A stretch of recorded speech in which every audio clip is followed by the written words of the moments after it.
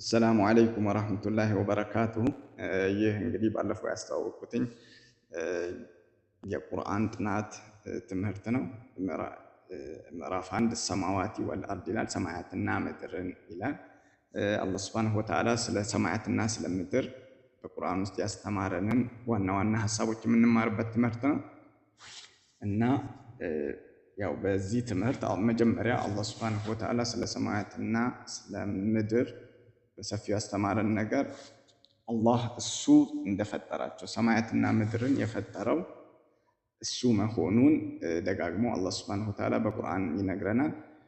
አላህ ሰማያትና ምድርን መፍጠሩን ለመንገር በቁርአን የተጠቀማቸው ቃላቶች በዋነኝነት የተጠቀማቸው ቃላቶች ሶስት ናቸው። እነሱም አንደኛው ኸለቀ ነው። ኸለቀና የኸለቀ ርቢዎችን 34 ጊዜ በመጠቀም አላህ ሰማያትና ምድርን መፍጠሩን ተናግሯል። ሁለተኛው ደግሞ ፈጠረ እና ርቢዎቹን ነው። እነኚህን ቃላቶች በመጠቀም 8 ጊዜ በቁርአን ውስጥ አላህ ሱብሓነሁ ወተዓላ ሰማያትና ምድርን እንደፈጠረ ተገልጿል። ሶስተኛው ደግሞ በዲኡ የሚለው ቃል ነው። በዲኡ ሰማዋቲ ወልአርድ በሚል አላህ የሰማያትና የምድር ፈጣሪ መሆኑን 2 ጊዜ በቁርአን ውስጥ ገልጿል።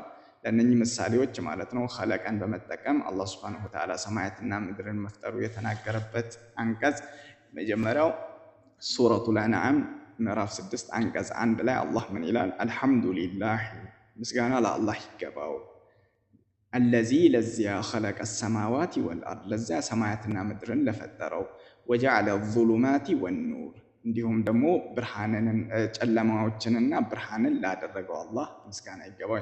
ሁለተኛው ፈጠረን በመጠቀም ደግሞ አላህ ሱብሓነሁ ወተዓላ ሰማያትና ምድርን መፍጠሩን የገለጸበት አንቀጽ ደግሞ ሱረቱ ፋጢር ምዕራፍ 35 እንዲሁም የመጀመሪያው አንቀጽ የመጀመሪያው አያ ማለት ነው። አልሐምዱሊላህ ምስጋና ለአላህ ይገባው፣ ፋጢር ሰማዋቲ ወልአርድ ለሰማያትና ለምድር ፈጣሪ፣ ጃኢሊል መላኢከቲ ሩሱለን መላኢካዎችን መልእክተኞች ላደረገው፣ ኡሊ አጅኒሐቲን እንዲሁም የክንፎች ባለቤት፣ መስና ወሱላሳ ወሩባ የባለ 2 የባለ 3 የባለ 4 ክንፎች ባለቤት አድርጎ መልእክተኞች ላደረገው መላኢካዎችን ለአላህ እንዲሁም ምስጋና ይገባው ይላል።